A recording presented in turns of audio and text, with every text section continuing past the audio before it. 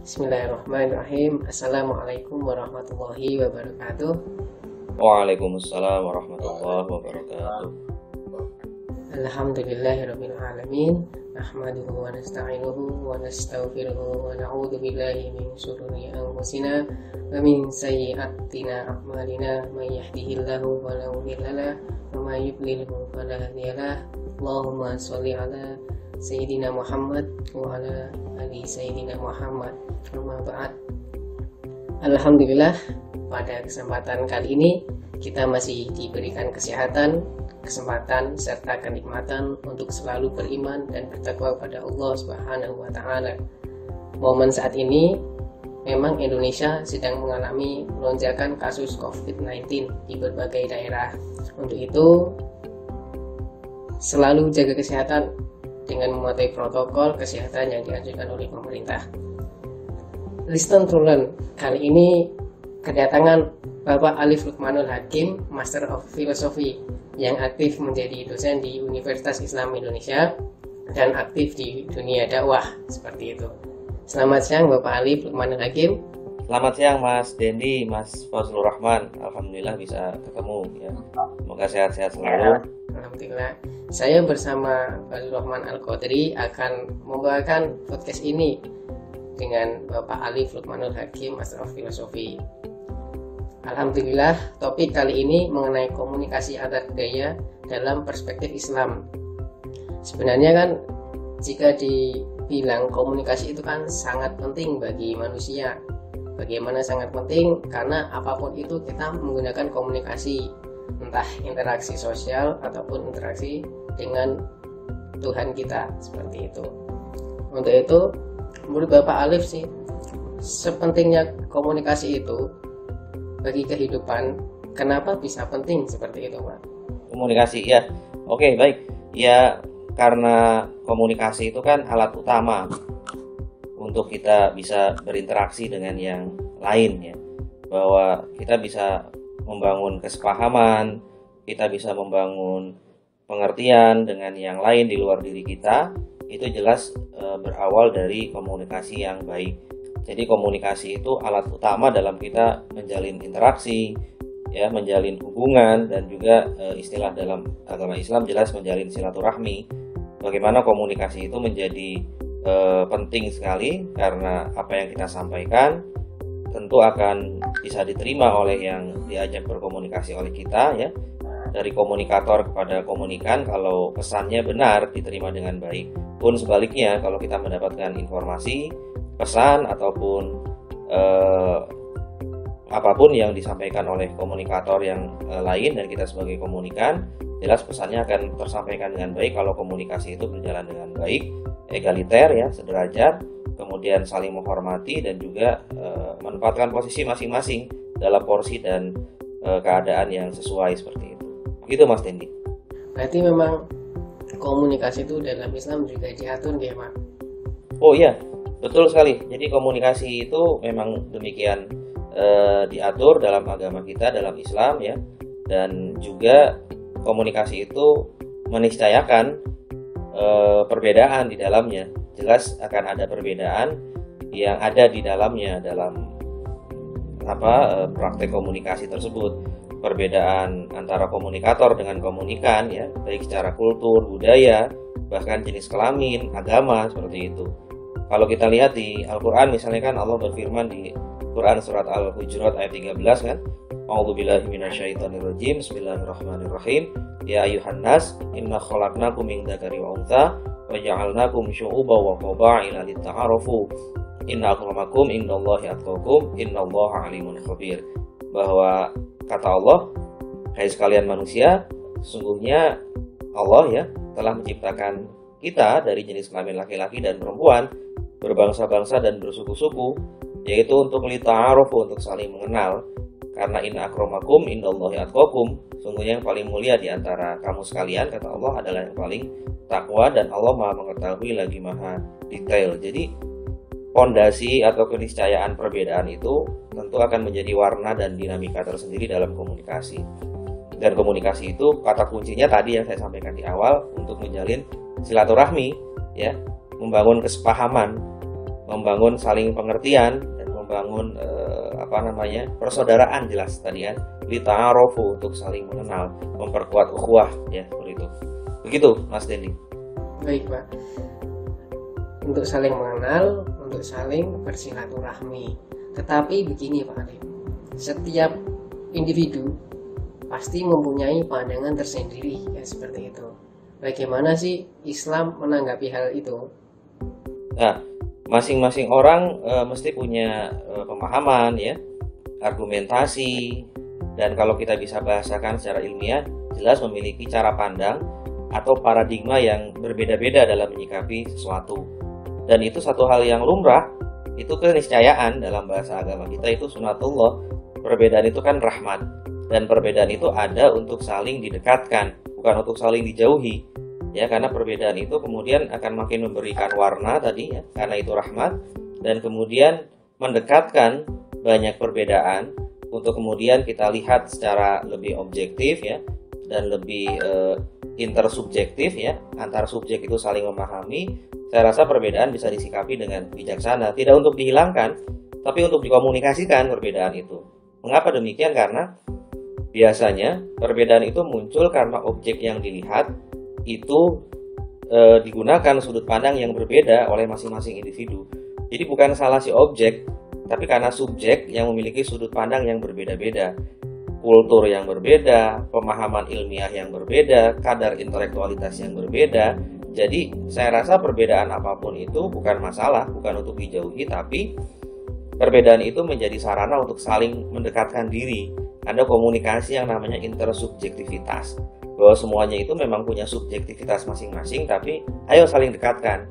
Sama dengan sekarang ini kan sedang galak dan maraknya di launching dan dibangun pendekatan multidisipliner, bahwa masing-masing ilmu itu tidak bisa menjawab problem sendiri, tapi perlu dikomunikasikan dengan yang lain dan kemudian saling bekerja sama untuk menemukan formulasi penyelesaian terkait problem yang ada. Nah, pemahaman intersubjektif itu saya rasa hadir, ya, untuk kemudian bisa menemukan solusi di atas perbedaan itu, bukan karena perbedaannya masalah, bukan, tapi karena objeknya memang mesti akan dipahami berbeda oleh berbagai individu seperti itu. Dan mendekatkan perbedaan pemahaman itu satu hal yang wajar dan satu hal yang diupayakan gitu, ya, karena kesalingpahaman tadi diperlukan seperti itu. Begitu Mas Denny. Oke Pak, berarti yang dijelaskan Pak Alif itu tadi kembali lagi ke komunikasinya bagaimana ya Pak. Dan yang saya tangkap adalah bisa dibilang istilahnya adalah pluralisme, seperti itu ya Pak. Pluralisme dalam arti keberagaman itu memang secara sunatullah dibuat oleh Allah untuk ada, agar kita saling mengenal, dan kita jangan tidak bersyukuri itu, tapi itu syukur nikmat yang luar biasa. Itu nikmat yang perlu disyukuri, karena dinamika perubahan, dinamika perbedaan itu adalah satu anugerah yang itu jadi modal sosial. Itu kan sosial kapital kita dalam membangun, ya, karena dengan banyaknya perbedaan dan warna itu makin memperkuat kita sebetulnya untuk punya banyak amunisi dalam menyelesaikan berbagai problem, karena sudut pandang makin banyak seperti itu. Dan itulah pluralisme, bahwa diri kita mungkin akan berbeda dengan yang lain tentu akan berbeda dengan yang lain lagi, dan sebagainya. Dan itu satu hal yang lumrah, dan kebenaran terbesar, kebenaran yang paling hakiki jelas milik Tuhan, milik Allah. Dan kebenaran-kebenaran yang diklaim dimiliki oleh bagian per bagian itu atau individu-individu itu, saya rasa kebenaran yang sifatnya partikular atau kebenaran-kebenaran yang sifatnya subjektif. Makanya perlu tadi ada komunikasi yang namanya intersubjektivitas seperti itu. Begitu. Saling melengkapi,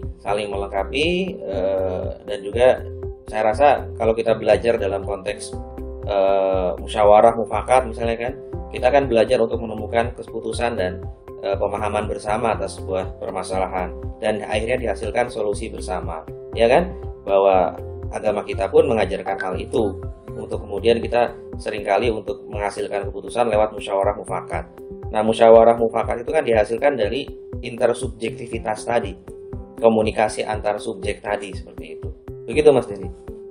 Baik Pak Alif, mengenai topik kita kan mengenai komunikasi antar budaya nih Pak Alif nih. Jadi seperti yang setelah sudah dijelaskan Pak Alif tadi, pernah nggak sih tuntunan kita. Rasulullah SAW itu melakukan hal itu. Jelas Rasulullah melakukan hal itu ya. Rasulullah pernah mengatakan begini kan, la yu'minu ahadukum hatta yuhibbu li akhihi ma yuhibbu li nafsihi. Tidak akan dikatakan beriman seorang mukmin ya.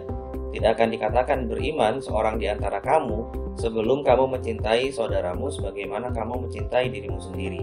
Jadi itulah yang kemudian menjadikan titik ajar kita ya. Titik tolak kita bahwa Rasulullah pun mengajarkan kita untuk memperlakukan yang lain sebagaimana kita ingin diperlakukan. Seperti itu. Dan kemudian yang terpenting lagi adalah sesama muslim itu dengan muslim yang lain itu kan seperti sebuah bangunan yang satu bagian yang satu dengan bagian yang lain saling menguatkan, ya kan? Al muslimu lil muslimu kal bunyanu yasuddu anhu ba'dun, seperti itu misalkan. Merupakan satu bagian yang satu dengan yang lain saling menguatkan. Nah, menguatkan itu dengan cara apa ya tadi?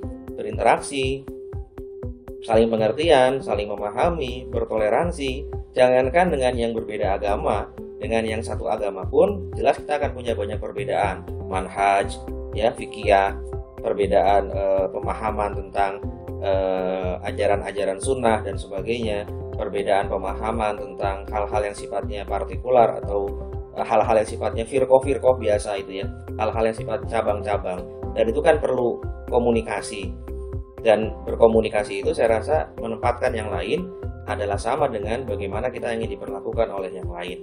Jadi kita tidak boleh melakukan satu hal yang kita tidak mau orang lain melakukan itu sama kita, seperti itu kan. Jadi Rasulullah mengajarkan seperti itu. Dan itu bagian dari akhlak. Karena Rasulullah mengatakan juga kan, innama bu'istu liutammima makarimal akhlak. Nah, komunikasi antar budaya itu harus dibangun di atas fondasi ini. Bahwa Rasulullah mengatakan tidak lain dan tidak bukan aku diutus untuk menyempurnakan akhlak. Nah, komunikasi antar budaya itu bisa terjadi dengan baik kalau akhlaknya baik. Nah, perilaku atau akhlak itu bisa baik kalau ada saling pemahaman, saling pengertian, saling toleransi, ya kan? Seperti itu. Itu Mas Dini. Nah, seperti itu tadi yang dijelaskan Pak Alif, akhlak adalah fondasinya untuk berkomunikasi, apalagi dengan antar budaya. Namanya pemahaman agama pasti punya batasan-batasan tersendiri. Apakah sih agama Islam ini punya batasan tersendiri mengenai perbedaan tadi? Oke, Rasulullah mengajarkan ketika beliau hidup di Madinah ketika hijrah ya, membawa kaum muhajirin untuk kemudian hijrah ke Madinah dan bertemu dengan kaum Ansor. Di sana kita lihat Rasulullah membuat kesepakatan, membuat perjanjian, membuat sebuah piagam yang disebut sebagai piagam Madinah atau Madinatul Charter, seperti itu ya. Membangun Madinah menjadi Darussalam, negeri yang damai. Karena apa? Madinah itu ya tipologi. Madinah itu satu rujukan historis bagi kita bahwa dulu di masa Rasulullah perbedaan itu dikelola dengan cara yang damai. Ya, perbedaan agama, perbedaan kabilah saat itu, suku bangsa, ya, tidak hanya Islam, Nasrani dan Yahudi, tapi banyak kabilah-kabilah lagi di dalam Yahudi ya misalnya, dan juga banyak agama-agama lain, Majusi, kemudian agama-agama yang dinamisme, ya, animisme dan sebagainya masih ada seperti itu. Dan kemudian Rasulullah membangun piagam Madinah bahwa semua itu bisa diatasi dengan kesepakatan bahwa bentuk negara, ya, bentuk negara sekali lagi bahkan bentuk negara itu sebetulnya kan adalah kesepakatan. Bentuk negara dimanapun itu adalah kesepakatan. Perintah dari Allah itu jelas, kita harus membentuk negara, kita harus membentuk sebuah pemerintahan. Perihal bentuk pemerintahannya seperti apa, itu kesepakatan, itu hasil pemikiran manusia, itu hasil ijtihad manusia. Tapi adanya negara atau adanya sebuah pemerintahan, tujuannya, ya, maqasid syariahnya itu adalah untuk menyejahterakan masyarakat, menyelamatkan nyawa, membuat masyarakat bisa punya harta, punya kekayaan untuk hidup, ya kan? Bisa mempertahankan agama, itu kan maqasid syariahnya, tujuan beragama, tujuan sebuah pemerintahan, tujuan sebuah negara itu ada. Perihal bentuknya seperti apa kan itu silahkan disepakati, konsensus. Nah, komunikasi antar budaya berarti berangkat dari situ juga kan, konsensus mau bagaimana adanya kesepahaman antar budaya itu dibangun. Dan biasanya akan ada common denominator, ada alat pemersatunya. Nah, kalau di Indonesia contohnya Pancasila itu alat pemersatu di antara yang berbeda. Bahwa nilai-nilai Pancasila adalah nilai-nilai yang diambil dari agama Islam. Agama Islam nilai-nilainya tidak bertentangan dengan Pancasila atau Pancasila tidak bertentangan dengan nilai Islam, pun juga nilai-nilai yang ada dalam Pancasila, ketuhanan, kemanusiaan, persatuan, ya, kerakyatan, musyawarah itu, dan kemudian keadilan, itu semua di semua agama juga ada. Nah, Islam kemudian mencoba untuk memberikan batasan begini, ya kita boleh, ya, seperti yang Rasulullah ajarkan, berkomunikasi, berinteraksi dalam konteks budaya, dalam konteks ekonomi, dalam politik, dalam hukum, dalam sosial, dalam pendidikan, dalam lingkungan hidup, dalam sains dan teknologi, itu boleh, selama kemudian tidak berbicara masalah akidah di sana, masalah tauhid, masalah keesaan Tuhan yang itu diajarkan oleh agama kita. Pun juga kita tidak akan bisa dan tidak boleh kalau teman-teman sepaham, ya, tidak boleh kita kemudian mencampur adukan akidah kita dengan akidah yang lain juga. Itu satu hal yang penting untuk kita tegaskan di sana. Walakum dinukum waliyadin. Seperti itu kan, untukmu agamamu, untukku agamaku, untukmu agamamu. Tapi di dalam hal komunikasi yang lain, saya rasa itu perlu dilakukan. Itu batasan-batasan yang saya rasa sangat jelas, bahwa Tuhan, Allah, Rasulullah mengajarkan kepada kita untuk kita boleh melakukan apapun dengan orang yang berbeda agama, sejauh itu adalah hal-hal yang sifatnya kemasyarakatan, sosial, ya, ekonomi, budaya, hukum, politik, bahkan seperti itu. Dan kita bagusnya tadi punya alat nomor satu, punya common denominator, apa? Pancasila. Dulu di masa Rasulullah, Piagam Madinah, seperti itu. Begitu Mas Dini. Oke, baik, terima kasih Pak Alif atas penjelasan yang sangat jelas dan emang meruntut seperti itu. Mungkin Mas Fazlur Rahman bisa menanggapi atau mau bertanya. Assalamualaikum warahmatullahi wabarakatuh, Pak. Waalaikumsalam, Mas Fazlur Rahman. Saya ingin izin bertanya, Pak. Jadi jika kita sedang berkompetisi atau kayak turnamen gitu, Pak. Kayak turnamen. Nah, itu gimana, Pak? Kondisi komunikasinya kan dalam Islam kayak yang turnamen atau apa kompetisi gitu, gimana ya hukumnya? Setahu saya kan ini, Pak, ada yang bilang makruh, ada yang bilang ini kayak turnamen sepak bola, kayak turnamen ya apalah gitu, game yang ada hadiahnya gitu, Pak. Jadi gimana kondisi kita pada saat berkomunikasi di kompetisi tersebut, Pak? Saya rasa bangunan awal atau yang perlu kita ingat adalah kesepakatan, ya. Kesepakatan itu bisa hasil ijtihadiyah atau ijtihad dari orang, dari seorang ulama, ya, atau siapapun itu yang telah memenuhi kriteria untuk menjadi seorang mujtahid, seperti itu. Dan kalau untuk bagaimana Islam memandang misalnya kompetisi, saya rasa kompetisi, ya, sejauh itu jelas rule of game-nya, aturan mainnya. Berarti kalau kita sudah bicara aturan main, itu adalah aturan yang disepakati, aturan yang kemudian saling diisi, saling diatur, dan kemudian disain oleh secara bersama-sama seperti itu. Dan saya rasa kompetisi atau kemudian hal-hal yang berhubungan dengan turnamen, misalnya seperti sepak bola, ya kan, bola voli atau apapun itu, sejauh kemudian tidak memberikan dampak yang merugikan bagi yang sudah mengambil dan memberikan kesepakatan, saya rasa tidak masalah. Dan dalam konteks budaya, saya rasa kompetisi itu kan bagian dari upaya untuk saling memahami, ya. Komunikasi itu kan bisa terjadi dari kompetisi tersebut, sejauh tadi itu sudah ada rule of game yang disepakati bersama dan tidak ada yang dirugikan, ya, atas aturan main tersebut bagi yang mengikuti. Saya rasa Islam tidak melarang untuk kemudian adanya kompetisi, sejauh kompetisi itu tadi tidak merugikan, sudah disepakati bersama rule of game-nya, dan kemudian tidak mengurusi masalah akidah, tidak mengurusi masalah hukum fikih di sana, tapi yang ada adalah bagaimana orang bisa guyub, ya, bisa interaksi, tentu dengan batasan-batasan yang sudah diatur. Kemudian kan dalam kompetisi kan selalu ada bagian per bagian, atau ada sektor putri, ada sektor putra, ya kan? Ada tunggal putri, ada tunggal putra, ada tim putra, ada tim putri, dan itu dibedakan. Karena apa? Jelas beda. Kalau putra lawan putri mainnya bareng bola ya jelas nggak akan bagus hasilnya juga kan, dan juga tidak baik bagi komunikasi. Nah, makanya saya bilang tadi, sejauh rule of game-nya jelas, sejauh semuanya berdasarkan kesepakatan dan tidak ada yang merasa dirugikan dari kesepakatan tersebut, saya rasa fair dan fine-fine saja, dan itu bagian dari komunikasi. Karena dalam sepak bola, dalam tim sepak bola kan dari satu tim 11 orang yang main, bahkan 22 pemain misalnya, itu kan sudah jelas banyak budaya di sana. Tidak hanya satu agama, tapi berbagai macam latar belakang etnis, suku bangsa, budaya, ya kan? Bahasa. Timnas Indonesia saja kan kita lihat dari berbagai pulau, dari berbagai suku bangsa dan bahasa. Jadi itu bagian dari komunikasi antar budaya. Dan kompetisi, turnamen, olahraga dalam hal ini misalnya, itu bagian dari komunikasi antar budaya yang sangat efektif, dan itu menerobos sekat-sekat tadi, etnis, agama, budaya, suku bangsa, seperti itu. Bisa dimengerti. Jadi inti dari itunya kesepakatan dari awal Pak ya, kesepakatan yang tidak merugikan Pak.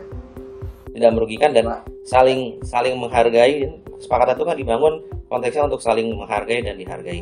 Seperti yang tadi kita contohkan, Piagam Madinah itu kan semuanya fair ya dan fine-fine saja, dan Rasulullah kemudian berhasil untuk kemudian membuat Madinah jadi Darussalam seperti itu kan. Hal itu yang penting. Dan Indonesia pun sama, para pendiri bangsa kita menjadikan Pancasila sebagai common denominator dengan harapan apa? Pancasila kemudian menjadi alat pemersatu dan kita bisa sama-sama membangun. Jadi perbedaan yang ada jadi modal sosial. Itu komunikasi antar budaya terjadi di sana seperti itu. Begitu. Ya Pak. Alhamdulillah bisa dimengerti Pak. Siap. Selanjutnya saya bisa kembalikan kepada Bang Rindy. Oke, ini sebenarnya sama yang disinggung oleh oleh Bapak Subhan sendiri ya Pak, yang dijelaskan di buku Intercultural Communication in Context. Jadi di situ tuh penulis menuliskan bahwasanya justru olahraga itulah yang meningkatkan komunikasi antar budaya itu sangat penting gitu. Karena kenapa? Yang seperti Pak Alif tadi bilang, bahwasanya mengumpulkan berbagai etnis, berbagai negara, berbagai budaya, dan di dalam permainan itu mereka tidak membawa itu gitu loh Pak. Jadi ya main ya tinggal bermain, kita menang ya sudah mendapat hadiah. Tetapi di situ pula kita juga bisa mengenalkan budaya kita sendiri gitu. Seperti kan contoh banyak sekarang Muslim di Eropa itu sudah banyak memberikan contoh pada masyarakat dunia bahwasanya memang Islam itu seperti ini. Contoh saat selebrasi itu dia sujud syukur seperti itu, dan saat melakukan seremonial kemenangan itu mereka tidak menyentuh bir dan tidak bermain dengan bir seperti itu Pak. Jadi memang olahraga itu benar seperti yang dibilang Pak Alif, malah menyatukan itu tadi, menjadi penting komunikasi antar budaya. Ya, dan perbedaan itu kan ada bukan untuk dihilangkan. Jadi ketika kita sujud syukur, kalau yang lain misalnya dengan cara yang lain, yang muslim juga atau yang non muslim dengan cara yang lain, selebrasinya kan Messi seperti itu ya kan, Aguero demikian, Ronaldo demikian dengan gayanya yang demikian sesuai agamanya. Saya rasa itu tidak boleh dihilangkan ya, itu harus kita pahami. Sama dengan ketika yang muslim melakukan selebrasi dengan cara seperti apa yang dilakukan. Ketika ada acara syukuran misalnya atas kemenangan, misalnya besok misalnya tim nasional Swiss jadi juara Eropa misalnya nih ya, ini misal kan Swiss kemarin mengalahkan Perancis ya, hebat banget ya. Jadi siapa tahu kan ada Serdan Shaqiri, ada Granit Xhaka di situ kan ya, yang mungkin ketika syukuran nggak minum bir, tapi minumnya misalnya bandrek atau apa, nggak masalah. Yang lain minum bir ya silahkan, tuh kebiasaan mereka ya. Jadi ya olahraga atau komunikasi antar budaya via olahraga itu ya begitu, menunjukkan perbedaan untuk diterima sebagai satu hal yang wajar gitu loh ya. Ngapain sih meributkan lagi hal seperti itu ya, yang penting ya main berdasarkan kesepakatan, rule of game yang sudah disepakati, jangan ada yang merasa dirugikan, syukuran dengan cara yang benar, tidak merugikan yang berbeda, ya sudah selesai gitu. Oke Pak Alif, berarti memang komunikasi antar budaya ini perlu dan penting untuk kita pahami semua, karena ya itu tadi kembali pada rasa untuk saling menghargai. Apapun itu perbedaannya, kita harus menghargai dan tidak mencoba menghilangkan dan tidak memaksa pastinya ya Pak ya. Tapi ada kata kuncinya, menghargai itu berarti kan tidak berlebih-lebihan. Kita tidak berlebih-lebihan, mencontohkan untuk tidak berlebih-lebihan, dan mereka pun yang berbeda dengan kita, harapan kita bisa melakukan itu, tidak berlebih-lebihan. Jadi sewajarnya, apa adanya, boleh tetap berbeda tapi tidak berlebih-lebihan, atau dengan kata lain, jangan sampai konteksnya hanya ingin menunjukkan berbeda gitu. Ya, jangan itu. Bukan konteksnya adalah menunjukkan untuk berbeda, bukan itu, tapi berbeda itu ada, tapi bukan untuk lebih-lebihkan. Nah, gitu loh. Itu jadi konteksnya jangan untuk aku beda atau kami memang beda, bukan itu, tapi konteksnya adalah saya beda, Anda beda, oke lah, saling menghormati, saling menghargai, cukup di situ. Jangan merugikan, jangan saling menyakiti, selesai. Tapi konteksnya jangan untuk yang penting beda. Nah, itu beda. Itu sangat berbeda sekali, bukan itu maksudnya. Baik Pak Alif, baik. Oke Pak Alif, berhubung waktu juga sudah sangat singkat, terima kasih atas pemaparannya yang sangat jelas bagi kami semua. Insya Allah ilmunya bermanfaat bagi kita semua, yang nantinya akan video ini insya Allah nanti akan diupload di YouTube Bapak Alif jika bisa, ataupun nanti mungkin diupload di channel pribadi seperti itu. Ya Pak Alif, terima kasih atas waktunya. Terima kasih ya Pak, semoga bermanfaat. Mohon maaf jika banyak kekurangan atau kesalahan kata. Kita tutup dengan doa penutup majelis ya Pak. Subhanallahumma wa bihamdihi. Alhamdulillah. Terima kasih ya Pak. Selamat siang. Assalamualaikum.